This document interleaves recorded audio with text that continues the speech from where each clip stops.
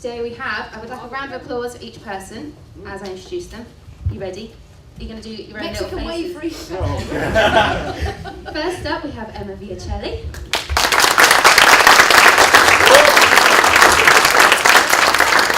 Next we have Charlie Adlard.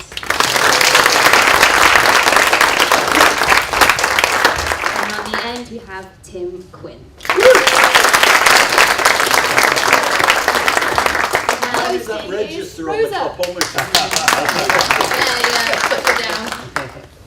We've got, so I'm going to, the whole point of today is that you get to talk to this panel. It's all about you interacting, that's what we're all about at WoW. So, just a cheeky little coffee round there. Round of applause for the coffee. So I'm going to let the panel introduce themselves, talk about the industry and talk about the work that they've done.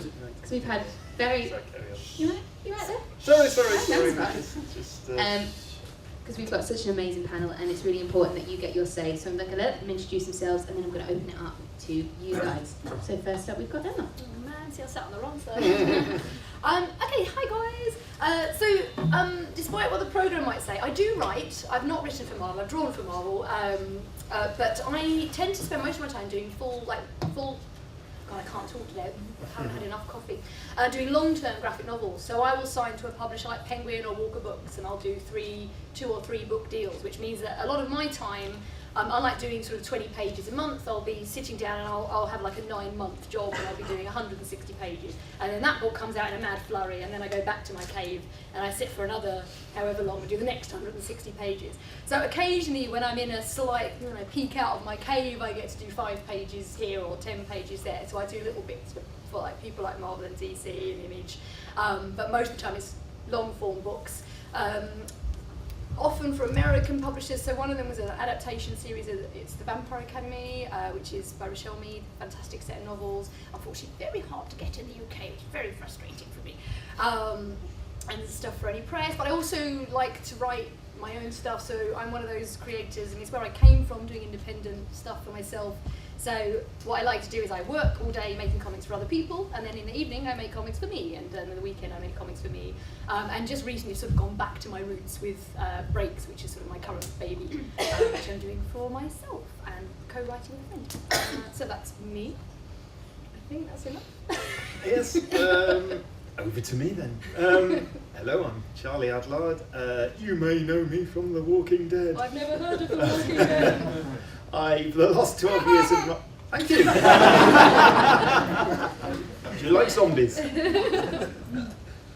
the last 12 years I've been drawing those pesky zombies, but there's more to me than just zombies. I have been working within the industry for well over 20 years now, so pre The Walking Dead I have done stuff for Marvel and various other companies, including adapting the X-Files from way back for about 2 years. So yes, I'm probably, out of the 3 of us, I'm probably the most traditional sort of idea of a comic artist, I suppose, because I do the monthly format book, which is traditional in the American format.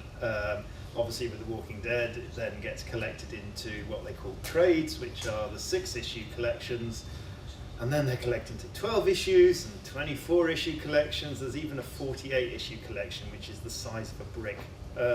We used to say the good gauge of a book was how many people can you kill with it. So. Yeah, you chuck that across a room, you get a few. Yeah. So that's kind of pretty much what I've been doing. Is The Walking Dead. There you go.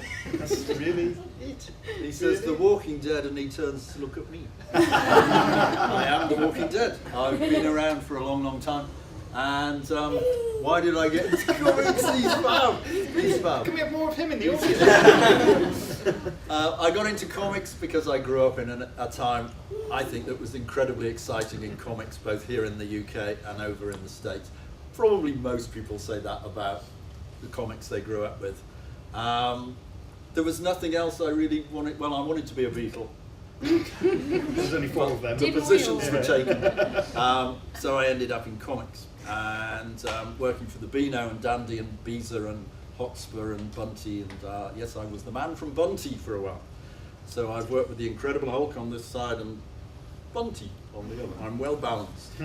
Ended up in America for quite a few years working for a magazine called the Saturday Evening Post magazine, which was originally created by Benjamin Franklin, and which was a very strange place for a Liverpudlian to find himself because it was extremely right-wing. An example of that is one day I'm sitting at my office desk in Indianapolis when past my doorway walks President Ronald Reagan. So the writing was on the wall that I wouldn't be there too long. But while there, I actually got Stan Lee to work for me, because everybody in America wants to work for the Saturday Evening Post. And I thought, hey, Stan, work for me, which was a joke. Stan was my hero, one of many heroes from when I was a boy. So Stan Lee started doing work for me at the Saturday Evening Post, which was a nice in to Marvel Comics, although I was already into Marvel Comics in the UK, at Marvel UK, where they were turning out, where they were using me and a cartoonist partner to turn out funnies between these superhero strips. And I'm delighted to say that some of those funnies have been collected together by a great publisher just a couple of months ago. The weird thing is I don't know how to pronounce the publisher's name because it's spelled M-I-W-K. If there's anybody here who knows how to pronounce M-I-W-K. I'll go with that.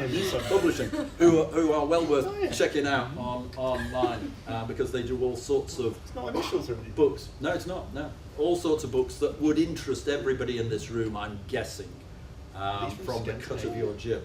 They from Scandinavia? No, they're not. They're from Croydon. The obvious place. Yeah. So that. yeah. But they are a fan publisher, and I'm delighted to have all my Doctor Who work shoved together in this one book, which is now Saturday available. Evening Post to Croydon. Indeed. There you go. Yes. So been around a bit, and but grew up in Liverpool long ago, and very happy to be back in Liverpool. Particularly now Liverpool's doing stuff like this. Thank you, Liverpool Central Library, which is fantastic.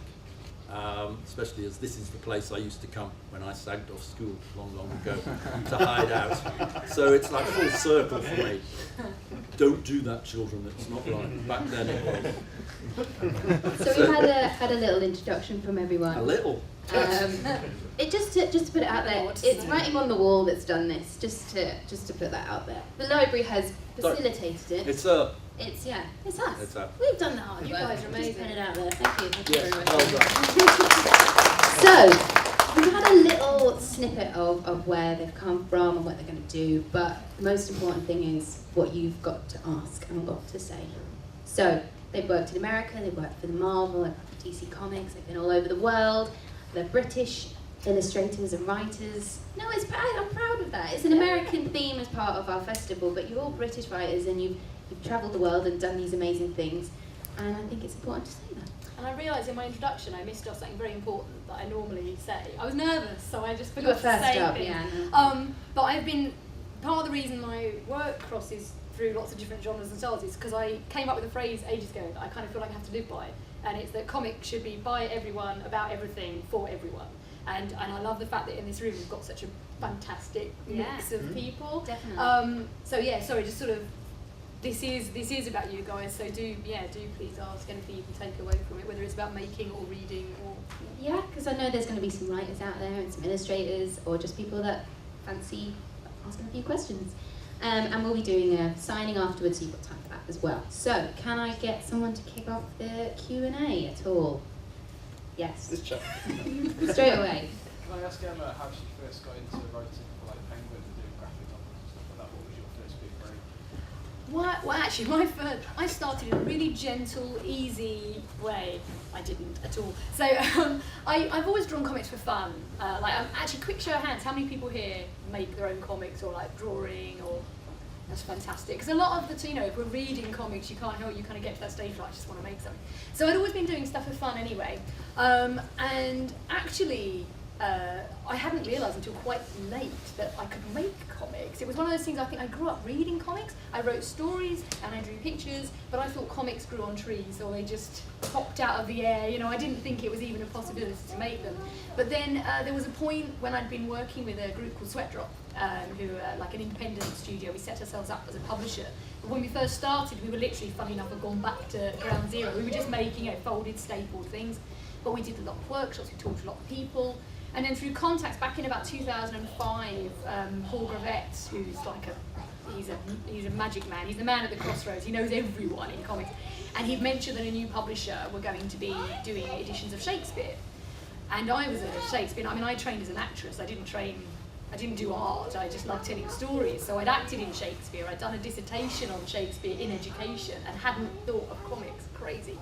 And one of the ones that they were asking for pitches for was Hamlet. So I basically put together this pitch, which was awful, really. I was far too young. I wasn't ready. But they went for it. And so that was actually my break with Self-Made Hero. Myself and Sonia Leon sort of launched their Manga Shakespeare line.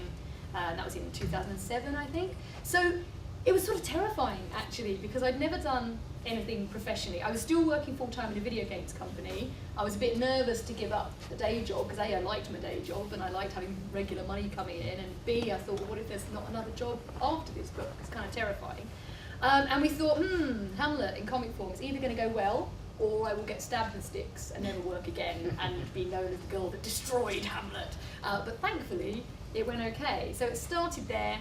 And I don't want to talk for too long, but the Penguin thing, and this is, I would say to any of you, if you're working on art and writing and you see opportunities, we always say don't necessarily work for free. When there's a potential you could be paid, don't give yourself away for free. But on the other hand, you never know what's going to come out of certain projects. And I entered a competition, like before even Manga Shakespeare, for Tokyo Pop, who kind of, this was before they'd even come to the UK really. And the editor at the time who was working on that competition was a guy called Rob Valois, I'd say, but he says Valois, Americans. I was like, you don't know how your own name's pronounced. And he's fab. And it was a good 8 years later, he was then working for Penguin on the Vampire Academy series, and he'd remembered my work from the competition. Obviously back then I was awful, I was marginally better by the time he was doing Vampire Academy, but he'd been following my work, and people will follow your work if you're in touch with editors and go to conventions and meet people. You know, they're not lying when they say they're interested in what you're doing. And so yeah, he dropped me a line and was like, do you want to do, and at the time I'd been working on a children's comic, so to be offered, he was like, it's vampires, it's a bit sexy, and I was like, give it a go. And I read the books and just thought they were awesome.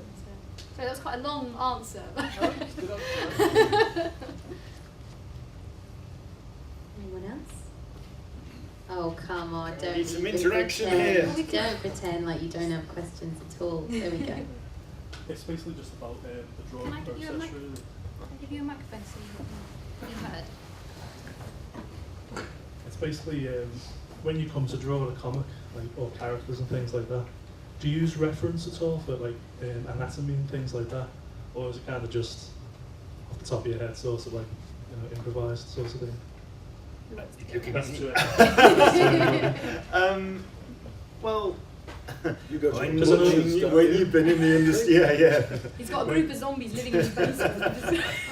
Because I know people like It- Alex Ross take photographs and Yeah, things like that. So. it's really how you do it. It's hard to explain. It's really how you make it yourself. I mean, there's a lot of artists that just do it from up here, which I'm one of them generally, and there are a bunch of artists who will have, either take photographs themselves most of the time and use that as reference, or literally, like you say, Alex Ross, have people modelling for them or whatever. Art's a very personal, comics are a very personal yeah, thing. I It's got to mean, be something that works. For me, because I went, I was always into comics, and I was always, from about the age of 6 or 7 when my dad came home with the first issue of Mighty World of Marvel, the British reprint back in '72. Yeah.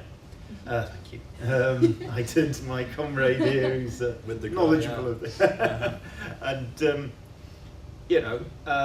so I was kind of brought up with the imagery all the time. And by the time I went to art college, there was no comic book art courses.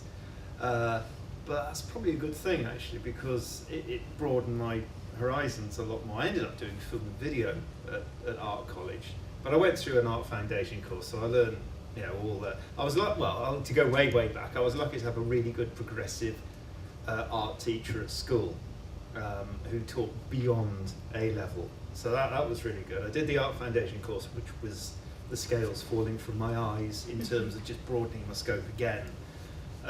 Did film and video, and whilst I was, again, when I was at school, we were very lucky to be because we were quite progressive, to have life drawing from the age of 16, actually 15, because we did it for, when I was at school for O level, you know, so we had that. We had life drawing at foundation. When I left art college and I moved, eventually I ended up moving back home to do what I do now. I ended up getting in touch with my old art teacher at the school and my old art teacher at foundation course, and went and did more life drawing.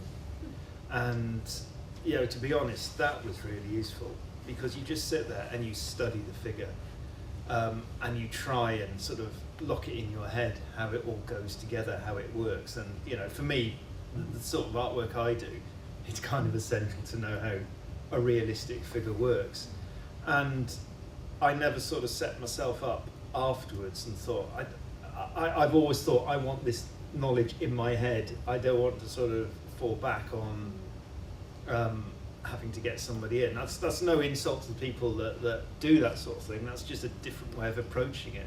But and personally, I wanted to get the job done as quickly as possible as well. And so if you're trying to get a modelling and sketching away, it's just holding up. And for me as well, I'm really into I think the storytelling is obviously very important. That's an obvious sort of statement to say, but I always feel if you're working quite fast, you get a better sense of the story. If you're sort of concentrating on figures and you're looking at a model and working stuff out like that, that's great, but you're not really getting a sense of the story. Again, it's not to put down any other particular technique, but yeah. But if you're concentrating on the minutiae of anything, you're not getting a sense of the whole. And, you know, because I'm quite fast and I can move through the stuff quite quickly, I'd like to think I'm getting a sense of the whole as well. So, but, you know, in the end, it is just, you know, what's good for one person might not be good for the other person, and vice versa. And that's personally how I approach it. So often when we say referencing, we jump to figure work as well, because often it depends what you as an artist are comfortable with. Like personally, I'm the same as Charlie, that when it comes to figure work, I don't reference really, and I'd sort of always rather feel like I've invested I want the emotion to come out more than a perfect crease or a fold. Or on the other hand, ask me to draw a double-decker bus, and I will look at what a double-decker bus looks like, because you can't hold everything in your head. You know, there's going to be certain things that you're more comfortable with. I've got friends who they know everything about guns and tanks, and they could draw a perfect tank, but they couldn't draw a face looking sad without taking a photo. But then, you know, I couldn't draw a tank, but I can, you know, I'll draw the hell out of someone crying. So sometimes, you know, it doesn't, you know, you don't have to reference everything, you don't have to reference nothing. You might just, you know, there's going to be times where even something you're really familiar with, you're drawing a hand and you just have a moment of, oh God, what? How does that? And then you just look and go, oh. Actually, one thing. Tell me a comic artist who doesn't have a mirror by their drawing board. Actually, I don't have a mirror by my drawing board. Oh, really? I don't want to draw my face. Everybody I know, because you can instantly, if you're drawing, especially obviously a face or a hand or something, you can instantly just go like that, and you go, oh, perfect. But do you know what's turn away, really interesting is I've had conversations with a lot of other artists who like, because there's actually a surprising amount of people in comics who come from theatre. So I don't have a mirror, but then because I acted, I don't know if that's why. I wonder if you've got the art of it. Anyone who came from theatre, do you have a mirror? Like, I wonder if it's more about Bruce Lee, feel, I don't know. Feel the emotion. Feel the emotion. I do sit, like, do you do the faces when you're drawing? Oh, absolutely. I'm so going, embarrassing in public. Especially the bit where Glenn gets his head caved and it's like, how do you do? Sorry if that was a spoiler for anybody. It was a long time ago now. I think there's definitely, there's definitely an Adlard look to your drawings. You reckon? I've always have felt that, even when you were doing funny stuff. They're more Oh, than I any see, other like a artist. style. I thought you meant No, like no, I mean everything like looks your like face, me. actually. Really? I noticed that popping up down the years. Is that insulting as you draw zombies? Or? No, Amazing hair. you will know if I'm being insulted. Okay. I've been lucky enough to work with a lot of really cool artists, and I prefer that myself, although I have worked as an illustrator myself. I've worked with Charlie long ago, and some other fab people. I get, for me, that's more exciting than turning out my own stuff, because when you hand over a script to them, and when it comes back, and they've taken it to areas you would never even imagine, that is so exciting. But I did start as an illustrator, which you might not be aware. And my first day working at the Beano, long ago when I was 17, I was asked by the editor of the Beano to create a new character. And my mind went blank because I was a new boy. And luckily there was an old codger sitting beside me, not him, sorry, another old codger sitting beside me. Old codger, he says. Who suggested I just create a character out of a shape. And the shape I chose to create was a house brick for some reason, one of those moments. So I drew a house brick on a piece of paper and then put arms and legs and a little face. So far nothing was happening until I put a pair of tin rimmed specs on the house brick and a briefcase in its hand. Suddenly it was a character. And if you actually, I don't know if anybody here has got a collection of old Beanos from 1969, but if you go back to 1969 and flick through the pages, for 9 months in there, alongside Biffo the Bear and Roger the Dodger and Minnie the Minx, you will find the adventures of a house brick. I think it had to be 1969 because Funny back why then that never took off, is it? it lasted 9 bloody months after that. So for me, that was fun. What that did tell me was that you can tell a story about anything. Admittedly, not a lot happened in that story. Basically, it was the house brick hanging around. Did he ever get to be part of a house? To become a He wall. never became, no, it was stuff like, well, the opening panel started 8 a.m. and a house brick is standing outside his house. And then Hang on, the that, next hang on, picture, the brick lived in a house. he lived in a That house. is- What was the house made of? Bricks. Bricks. It's quite sad. You know, you Were they his could, friends? you've got to remember This it's is 1969. So Missing postmodern. We got this kind of stuff back then. But in creating that character, for me, it freed me up so much. Because if you can tell a story about a house brick, well, you're laughing, you know, all the way to the bank. So yeah, but drawing, it's such a strange, connected thing to you, and having drawn myself since I was 2, what I've always attempted to do is to get back to that feeling I had when I was 2, which is that I could draw the world, because it was so much fun. And I imagine everybody here at some point has sat on your grandmother's lap and just drawn. And there's no better feeling, because at that point, when you're a little kid, you know you can draw anything. The problem is you then go to school, and they kind of tend to kick that out of you, so that at some point you'll say, oh, I can't draw, because the kid over here is drawing like Charlie Adlard. But it's something. true. And he's fab. But it's that belief which you have as a kid, and which sometimes I think school can knock out of you, you know, and it's kind of important to reclaim that feeling. It's true. Actually, I found when I do work, sometimes I do workshops, and if I do workshops with younger groups, they just want to show me everything they've done. Like, look at this, look at this, look at this. It's fantastic. You do them with older groups, and you go, can I see? Oh no.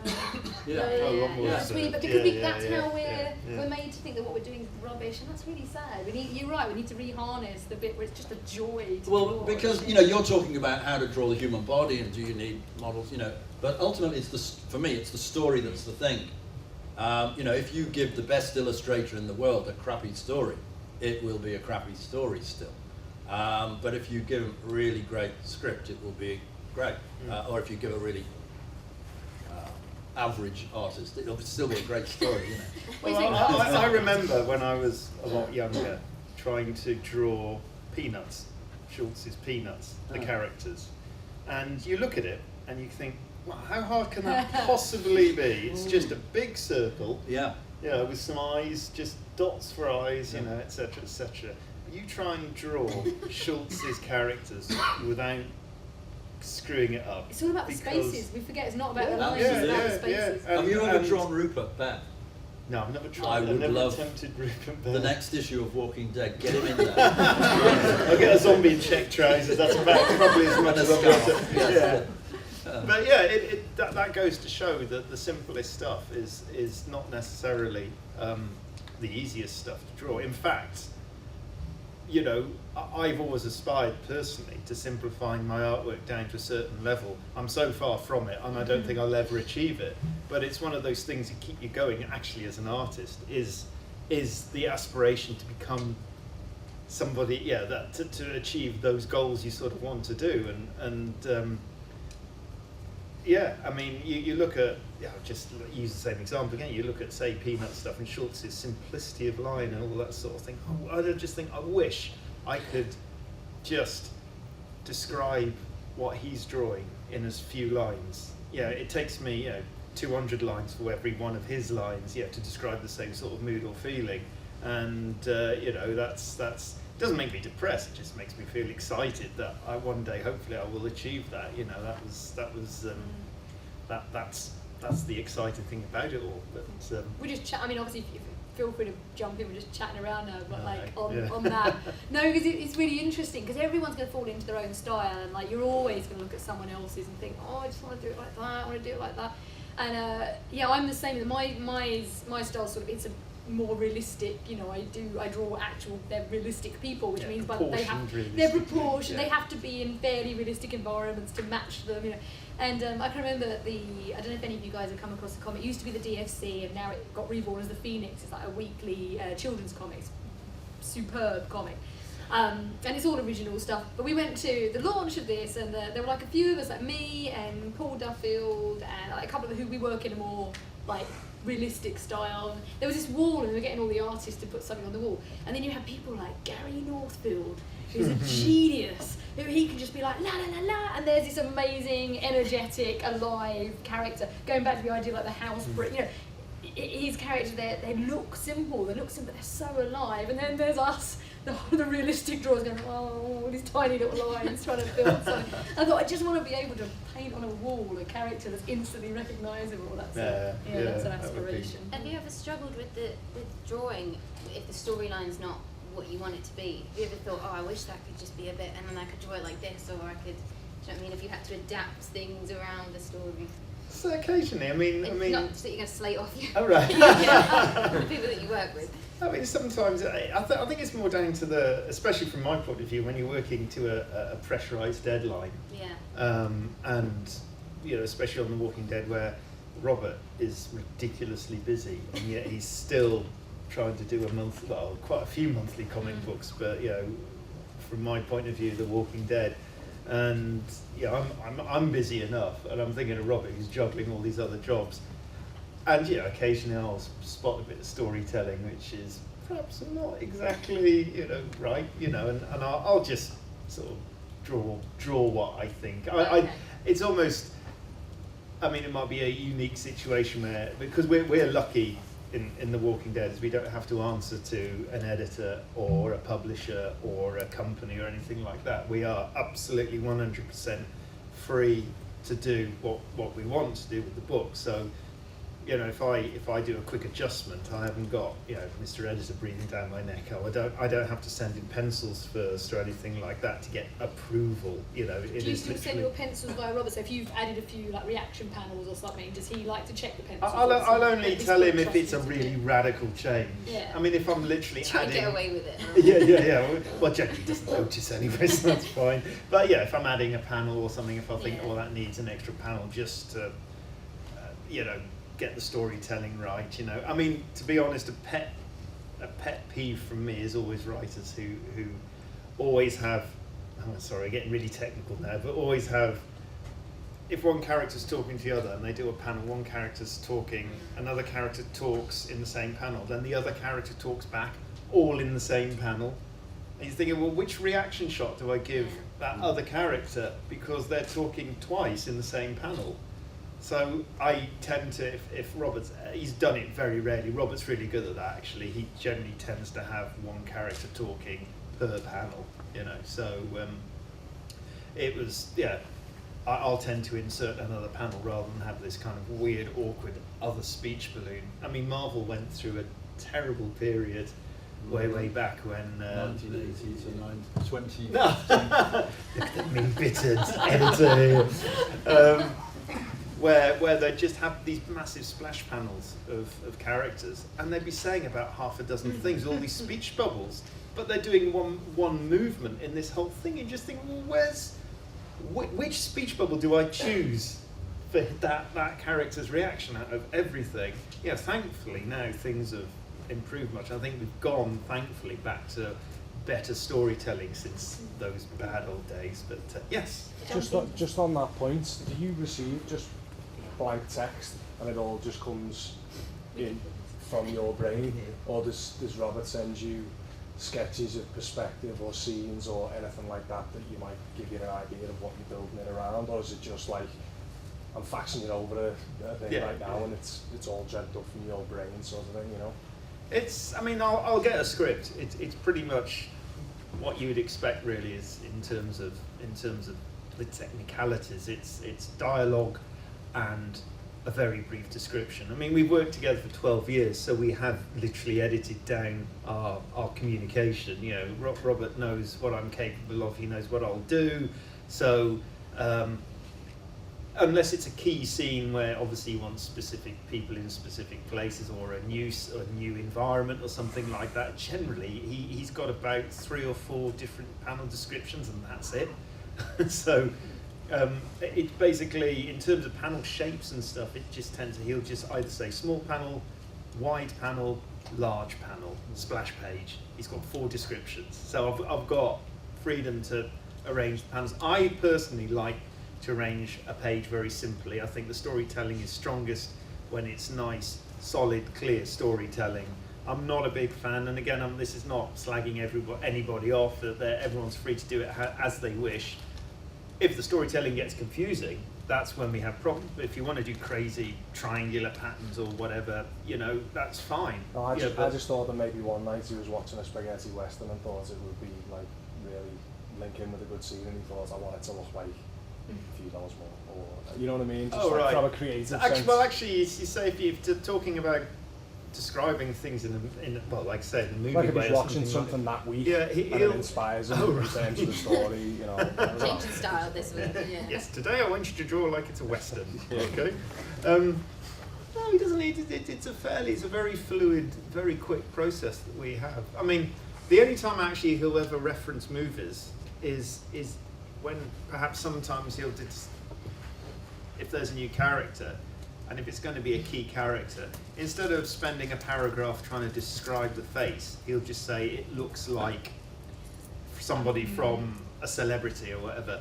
Because for me as an artist, that's so much better, because I can just go and Google that celebrity or whatever, and he doesn't want me to draw that face, but he says it looks like that. So you've got an instant idea of, you know, whether you want to draw a long face, a short face, you know, just the basics. And I think that's a lot more helpful than trying to just describe a character in words to an artist. Projects all become quite different there as well. I mean, again, you've been working together for so long, so you get to a point where there's a rapport between an artist and writer, and you know, you kind of trust them to take the page and do what they're going to do with it. But I've found that every job I've had has had a slightly different, like some scripts will be incredibly prescriptive. They'll literally say, it's like a different kind of challenge as an artist, because they'll literally say, we're looking at a high angle on blah, blah, blah, you know, and so your job then is to literally go, right, okay, do what the script says. I haven't done as many like that. I prefer it much more if I've got kind of very loose descriptions, literally sort of, maybe there are 5 panels, and then even then I can play around and go, actually, I think I'm going to add one, or I'm going to take one away. And so long as I run the pencils by people, and once they've okayed, then I can go on to ink. So I actually like less description as well. But every job you're going to do is slightly different, actually. And once you've got rapport with someone, you've worked with them quite a lot, then they're going to have to describe less too, you know.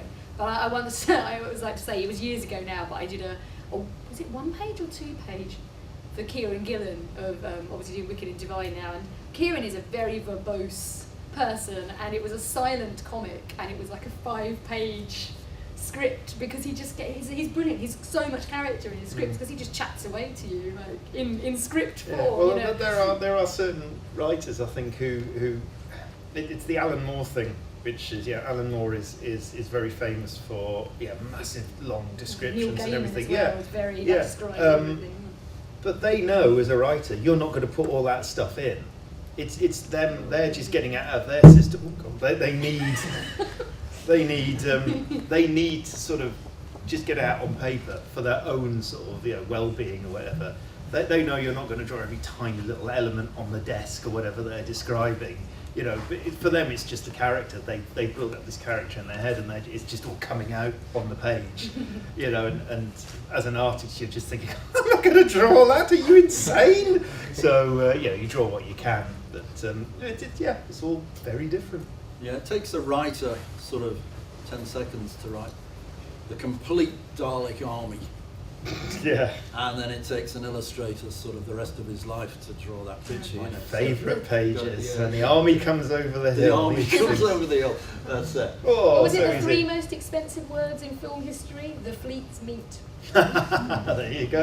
You just But but it- every time you see the word herd written on the Yes, a zombie herd. Yes, I've just had to draw one of those as well. So, not a spoiler again. Well, there are zombies in Walking Dead. Brilliant. I'm conscious. Sorry. of, That Oh, you yeah, no, were go on. going to. You had your hand up. Me? Yes, or you just. Yeah, do you have a habit it's, or whatever? it's sort of, Dr. Strangelove. it was just on the back of sort of building up a reading list. To give you an idea, I was hoping for all of you to answer this if you could. I guess a comic that got you interested in comics, and a comic that you'd recommend now. Each of you, something that I could sort of put in the old list to pick up and read at some point. Okay, that's right. You go first because there's too many comments. Apparently I've been shoved this in the hand.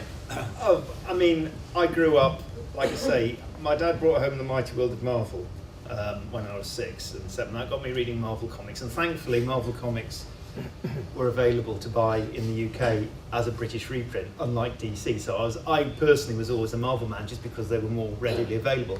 But I won't talk about Marvel because at the same time, down the road, the local garage was running a promotion, and if you filled up your car enough times, you got an Asterix book. And I've been a massive Asterix fan ever since, and I would so recommend Asterix to anybody, to be honest. And that's what I grew up in. And unbeknownst to me at the time, obviously, on one hand I was being fed American comics, and on the other hand I was being fed European comics. I didn't know Asterix was French. I just thought some bloke was drawing it down the road. I don't know, but but I just love the combination, which is a kind of a European staple, of the cartoon character set in a really, really amazingly researched and highly realistic environment. And if you look at a lot of European comics, that is a kind of I suppose a template for a lot of a large chunk of what they do. And via Asterix, I became a massive European comics fan anyway, and I could go on about European comics for ages, but Asterix was the thing that got me in, and I still read it today. I mean, I've been my son's. I got a big box set of Asterix books recently, and I gave my son all my old Asterix books, and we've been reading them together, and it's just great. They're still just brilliant. And what's so good about them as well is the writing. Well, not just the writing, but it's the translation by the people that have always translated them. Athena Bell and Derek Hockeridge. I still remember their names. They've translated every single Asterix book, and they are so good at it because you would not think it's translated from French. So, that is good. A comic I'd recommend now? I'd say Lazarus from Image Comics. And that's not because I'm sort of, sucking up to my own publisher, but I think Lazarus by Greg Rucka and Michael Lark is incredible. I love that book. It's just, for me, a sign of a good comic book is basically if I can remember the month before I've read it. And there's so many comic books I read the month before, I'm thinking, I'm struggling to remember what happened last month. Lazarus, I remember every single month exactly what happened because the storytelling is so strong. and it's a great sort of it's a classic sort of near future story about basically if the world's there's no more governments, the world is now run by businesses and families. So every family has a section of the world and they control it. But Greg Rucker's world building is absolutely incredible, and the amount of research that man's done on that book is just mind-boggling. You know, to sort of Alan Moore levels on From Hell or something like that. You know, it is just stunning. So I really recommend anyone, if you want a really good ongoing series, American ongoing series, Lazarus is the one. Obviously after The Walking Dead. Gateway for me, the gateway drug. Other than Asterix, I'm not going to repeat the same ones, but actually I grew up, a lot of my childhood was spent growing up in Italy because my family's Italian, and there's a series over there called Dylan Dog, published by Benelli Comics, and it's still I still every time I go to Italy I have to pick up another book of Dylan Dog. Dark Horse translated about 6 of them back in 92, 93 or something. The trouble is it's such an epically massive series. I mean, it's got sort of 400 and they're all released as graphic novel form. These aren't single volumes. Like, there's about 400 of these books now, and there are so many different artists and writers work on them. So, you know, sometimes you pick up one month it's a dream team, you're fantastic, and one month does the character progressed from, or does he kind of stay the same and it's just standalone adventures? And there's more backstory building up. There's sort of a very vaguely overarching story. Very, very, I mean, because it's been going for so long. But there are recurring characters and it will refer back to previous events and things now. But I mean, the character himself is amazing. He's sort of a John Constantine meets Sherlock Holmes. He's an investigator of nightmares. He's an ex-alcoholic, claustrophobic cop who is a bit rubbish but always gets the girl somehow. It's going to be a 3-pronged attack. So the first one is probably one of the best graphic novel, like standalone graphic novels I've read in ages, and also somewhat suitable for where we are, and it's called The Fifth Beatle. It's just beautiful. Andrew Robinson. Oh, what he's an artist. God. It is just stunning, and it's Brian Epstein's story. I mean, I'm a massive Beatles nut, but I knew Brian Epstein, but I didn't know that much about his life actually. And it's just a stunning hardback edition. Andrew's artwork is just, seriously, you will cry. That's beautiful. Then I'd say monthlies. And this is bizarre for me because I've always been quite a Marvel girl. I've not like this. I've tried a few DC. I know I shouldn't separate out Batman, but it feels something. You know, I kind of like Batman, but I didn't read a lot of DC stuff. However, I just started picking up Grayson because I quite like Nightwing. Fancy Nightwing. Maybe a little bit. But actually, Grayson's really interesting because it's DC doing what I've always loved about Marvel, which is taking off the mask and actually doing a series about the person who's been wearing it, which I quite like. On Marvel, I think actually Spider-Gwen's really. Well, she's loads of Ms. Marvel's great. Captain Marvel's Isn't there been like this? All these books you've just been talking about. Isn't this like the new sort of Marvel and DC trying to get the female market as well? Because apparently lots of women read those titles you've just mentioned. Yeah, but that because doesn't mean men not, can't. Because they're not people beating the hell out of each other as much. Or they are beating the hell out of each other as well, but then they talk about it. Talking at the same time. No, it's a brilliant age for not just for girls. I mean, obviously, yes, it's great for girls, but it's great for everyone because we're getting better stories. Yeah, I think whether you're male or female, I think everyone's sort of hitting a bit of a point where they're like, what's the next year? We kind of want some more stories, and actually, but I think both DC and Marvel are churning out some like really good stuff. And the last one I'm going to say, and then because I want to hear Tim's ones as well, is this one's from Japan. This is a complete outlet, especially for those of you. It's quite specialist, but it's a series called With the Light, which I was mentioning earlier on, wasn't I? And it's basically a story about a woman bringing up an autistic child from the day he's born and how it affected her and her husband, and it goes right through to this boy getting older. And it's I have a best friend whose little brother's autistic, so she recommended it to me. But actually, whether it's something that's connected to your life or not, it's a beautiful book, and it's very emotional and it hits so many points where you're just feeling so joyful, but then the next page, like, oh. It's a really emotional book. You thought you could find someone that talked more than you, Tim. I'm impressed. Sorry. Well, I have to say, one thing I got to say is what a cool question that is. Because Yeah. can you feel the buzz? Yeah. And how cool is that, considering us lot have been working in comics forever, any other job. Yeah, because You I hate bloody comics. hate it like that. And while I certainly do have certain people within the comic book world that I cannot stand, management, who we won't talk about at all, Go the on, buzz talk about that goes back to our childhood is still there, and keeping it's such an exciting area to work in. I think I was really lucky, that helps, doesn't it? I think I was really lucky growing up when I did. In the 50s, certainly in the UK, mid-50s, there were so many weekly comics, and what really got me into comics in the first place was the variety of styles, both of writing and illustration. As an example, a comic my brother got in the mid-50s was called Express Weekly, and it was only 16 pages, but every page was different just about. So you'd have a story set in outer space, you'd have a story in a boys' school, but of course you'd have a story of a mountaineer or something, you'd have a story set back in history, and so on through the whole comic. And the styles, as you turn, you did not know what was coming next. There's a famous phrase from the early 60s, anything can happen, stand by for action, anything can happen in the next half hour. And that's exactly what it was. Thank you. That's exactly how it felt with comic books for me back then, as you turn those pages. I love them. You mentioned Asterix. Tintin did exactly the same for me. And again, I would say... You're either the a way Marvel they or were- DC person, you're either an Asterix or Tintin person. I It would was say the kind way of- they were translated, just Yeah, as you yeah. said, was Brilliant. absolutely gorgeous. Classics, they stand today, they will stand for all time, those books. And then there's Marvel. Did Marvel have an impact on me? God, you bet. Again, I was the Always perfect did, age, because as it started filtering into the UK, Stan's work, as Stan Lee decided to let rip and write comics for himself from 1962 onwards.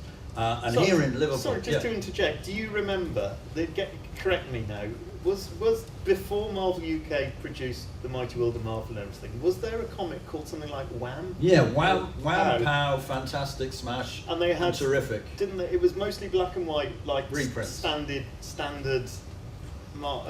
like Dandy Beano fare. But in the middle Yeah. was 2 pages of Marvel comics. That's wasn't true, there? or 4 pages, Or 4 5 pages. But to me, sorry, I'll let you carry on in a minute. But again, Shut the up. magic was that's probably what actually got me into, because for 6-7 years of my life, reading that sort of comics. All of a sudden, I got some of these Wham and Yeah. Pows and stuff. You'd be reading the usual Dandy Beano stuff, and suddenly you'd open this double page spread and be like this, But- Jack Kirby, Yeah. and you'd be like, what the? But it didn't explain in the comic what it. Well, to me, it didn't say this is from Marvel Comics and they're made in it America didn't. and blah blah blah blah. It was just this sort of. It was a typical What the British hell? anthology Yeah, type yeah. title. And- So it fit in, it wasn't Well, just yeah, funnies, yeah, you would yeah. have an adventure in Yeah, there as yeah, well. yeah. But it was just this other world that for me was so attractive, and I just remember thinking. The what nice the- thing yeah. about it is that comic, Wham, was created by one of the geniuses in British comic books, Leo Baxendale, Huh. who created Of course, yeah. Bash Street Bash and Street, lots yeah. and Yeah, lots of yeah. other things in the 50s. Right. So that was his 60s take. And then they started dropping Marvel comics in there. So did it have an effect? Well, I was the perfect age. I was about 8 when Marvel started coming over here, Stan's new work. And for me, Marvel comics tied in perfectly to the 1960s. Growing up here in Liverpool, this explosion of amazing talent, not only the Beatles, but 300 other great bands, illustrators, writers, poets of Liverpool, Merseyside. It was an amazing time to grow up. There was music coming out of every doorway. And then, equally so, there was this stuff Stan was creating, which for me has always tied in. Just as the Beatles were to music, Stan was to comic books. It captures the 60s perfectly, this period of hope and love. It's all there in Stan's 60s work, which, even as I talk about it, I get a buzz, I'm excited by it, So it's with me for life. Today, what do I like today? I'm happy to report that there's a publisher that is completely blowing me away today. Yeah, not just them, who are very good. But there's a publisher in, of all places, Delhi in India, called Campfire Graphic Novels. And my brother, who's also worked in comics, Jason Quinn, was their creative head for many years. And they're turning out a variety of titles using some of the best illustrators on the planet, best writers. My brother has just, I think it's launched next month, a book about World War II, a graphic novel about World War II. It is sensational. He's been winning awards in India over the last few years for a book he did on Gandhi, the story of Gandhi, the story of Steve Jobs. But they're also doing more typical comic book fare. When you get home, Google campfire graphic novels. There's about several hundred comics there waiting to be found. And it is, for me, the most exciting publisher at this moment in time. So great to see that. Yes? Come to you after. Yeah, I was just wondering, as an art student, I'm constantly having to deal with a lot of, well, we're all trying to make it, and it's a very competitive market out there these days, and you're also dealing with a lot of egos, and you guys have mentioned you've all done things like theatre, and you've studied art as well. I was just wondering how that prepares you for the comics market, and as well, again, with the advancement of the market, a lot of stuff's digital now, so I was just wondering if you did, maybe that's a long question deal with that, but if you did any tips for anybody trying to... Can I jump in quickly on that one? Yeah. I'll be very quick, because that's interesting talking about theatre and so on, because I started in the theatre as well. And I started believing in myself as a writer thanks to working in the theatre, where I was writing scripts for comedians. This is way back. And the first comedians I was writing for were the two Ronnies and Little and Large, who were actually really cool. Forget what you saw of them on TV. In real life, they were really cool. And their script editor told me that I had an ear for dialogue. I hadn't realized I had an ear for dialogue before. But when it clicked and I recognized that I did have an ear for dialogue, that helped me enormously as a writer.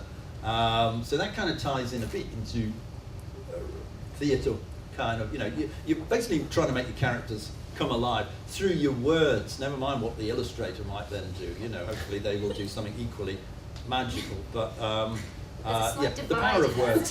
So. You do both. I'm just an artist. I mean, I did actually, to be honest, after going on the Art Foundation, doing film and video at Art College, all that sort of stuff, obviously really didn't prepare me at all for becoming a comic book artist.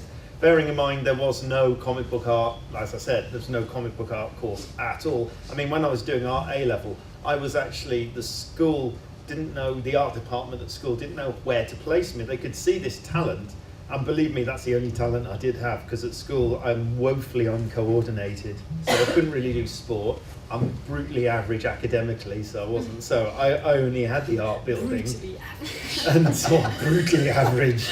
And and they had three disciplines at the art school, which was painting, printmaking, and ceramics.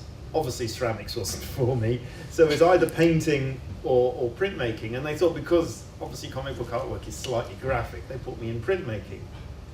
Which at the time, I sort of wanted to do painting because it was more illustrative, I suppose.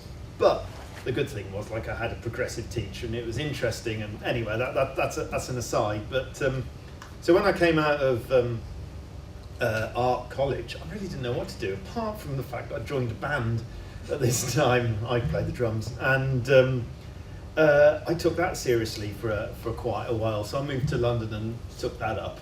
And obviously that didn't work out. And I remember sort of basically after my stint in London just kind of going home with my tail between my legs, just thinking, what the hell do I do now? And I got no money. Thankfully my mum and dad took me back in, and I literally one day just, in the first week or so being at home, suddenly thought, well, I could try this comic stuff I used to draw. And from that casual kind of thought, as soon as I started drawing again, I realised that, God, this is what I should have been doing right from when I sort of stopped doing it at my Art Foundation course. And basically, I ended up just getting a portfolio together and going to as many conventions as possible. That was pretty much the only way to do it. If the guys that are doing exactly what you're doing, meet as many people as possible and actually meet them physically rather than online, because you know there's a lot to be said about literal physical sort of encountering of You become people, a face rather than an envelope on their Yeah. desk, you know, and there's a lot of envelopes on the desk. well, it's digital envelopes now as opposed to physical envelopes. You know, it literally is the same thing. You put your work up on digital and hope to God somebody just might notice you. One of the things that makes comics as an industry such a special industry actually is that there's very few people who have the same story as to how they got into it. I mean, I came from it, I didn't do art at school, I didn't do art GCSE, I fell out with the art teacher at my school very early on, and I thought, well, that's not for me, I'm never doing that. And then went down a completely different path for training. But as Charlie says, there's no qualification that's going to say, yes, I can do comics. That's not to put down what you're doing. You know, being an art, you know, you're going to be getting so much education and knowledge of foundation level art that I never had. I'm always kind of chasing to catch up. But comics are at their heart about stories and telling stories and emotion. And like as Tim's saying, yes, of course the writing is important because what you're conveying a story. So you could draw the most amazing picture in the world, but if it's not alive and it doesn't speak to people, it's not going to get there. But so because everyone comes from a different angle and comics, it's sort of this big small world. You mentioned the word ego. There's actually very little ego in comics, and if there is, it's stamped out pretty quick. Not those, like as in it's the sort of environment where you can be the biggest person in comics and you're still only in comics. So like you're still going to walk outside of that field, no one's going to know who you are. But that's actually a brilliant thing because it means that it's an industry where everyone's is very welcoming and does want to help people. And Charlie's saying about talking to everyone at a convention, including the indie guys, absolutely the indie guys, because you have no idea if that person on the table next to you with a folded pamphlet next year is going to be the next big thing. And I used to work with an event down in London called the MCM. I think they've got them everywhere now actually. And I set up the Comic Village because I used to have this dream. This is before I was working professionally. I had a dream. I wanted to see a marketplace full of tables, and on all the tables, I want to see comic books. And that's all I just wanted to see. Conventions in the UK filled with independent comic creators, because I'd been to like European events, Japanese events, and that's what I wanted to see here. So we worked with the show, and I sort of set up this Comic Village that gradually grew over years. And there were so many times where I booked people in because they'd say, you know, yeah, I want a table, and I'd sort of quickly Google them, and I'd be like, oh, they run some little webcomic thing. Yeah, give them a table. And then I'd put them next to someone who I would consider to be like, oh yeah, they're a fairly good, well-known print comic artist. And what would happen is that the webcomic table would be swarmed with thousands of people, because there's sides to this industry that we do not understand. That's happening on YouTube and on, like, there are people with channels who have millions of followers who they have more viewers than we will ever hope to have in comics. But all of this makes it a really interesting, vibrant industry. Nothing can prepare you for it, basically. Good luck. But no, meet people. Sorry, you said welcoming industry. I seem to remember, and I might have got this wrong. Segue for you. But when we first met, you had already contacted the editor of The Dandy of all places, am I right? And you'd got a sniffy letter back from him. I might, because at the time I was just blanket bombing Absolutely. anything, But I seem to remember that the editor of The Dandy wrote back to you saying your work wasn't sophisticated enough for The Dandy. That's my memory. The very thought, much as I love The Dandy, when I saw Charlie's work for the first time, I thought... Well, it wasn't really appropriate for The Dandy either. Perhaps it was. It could have been their chain. Yeah, chain. There could have been the standard letter they. Well, sent my out point to in everybody. bringing that up is just that there are some idiots in the industry. So if you're trying to break in and you get a letter back from some gormless git like the editor of The Dandy at that time, don't be put off. You know, some people won't get what you're trying to do. And in actual fact, the editor of The Dandy, who I knew very well, that was his standard kind of letter to send to anybody. And his first words to me, years before that, had been, don't get into comics, it's not the right area for you. So there are the odd person I've like sat that on working in panel. there. I'm so sorry, because I know you've got a question, I know there's a hand up there, so I don't want to talk to you. I have sat on panels at some conventions where you get sort of some of the old gods sit there and basically say to the room, oh, don't get into comics are awful. And no, I think comics are great. Comics are great, and it's hard. Of course, it's hard. You know, it's hard for anyone. But But no, on the whole, it's a very positive. Yes, you're going to come across the odd idiot. I think you will in any Just industry. remember why you got in the first place, because Yeah. it's fun, never forget that. I mean, in the end, it's like any art form. It's probably 60% of people doing it are struggling to make a living. Perhaps 45% are doing okay. 5% are doing well. It's not for the money. It's not for the money, But it's like any art form. He is You Mr. could apply 5% here. You could apply that. I've been lucky. You could apply that to painting, sculpture, illustration, anything. But it's just most of the time it's the luck of the draw anyway. But don't let anyone tell you why should you get paid for doing something you enjoy doing. Because vets and doctors and lawyers, they all want to be vets and doctors and lawyers. This idea that you shouldn't get paid for what you enjoy doing is rubbish. Sorry, you've been waiting a really long time. Come, carry on. Just have 2 questions to round up before we get to make sure you all get your book signed.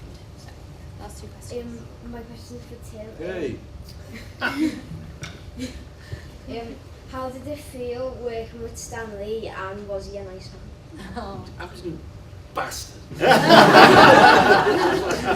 Of course not. He was everything you would want him to be.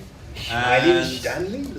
It's Stanley, and yeah, there was that moment as I walked down the corridor first time I met him, thinking, Stan's at the end of that corridor, and I'd been reading his stuff since I was younger than you, and he's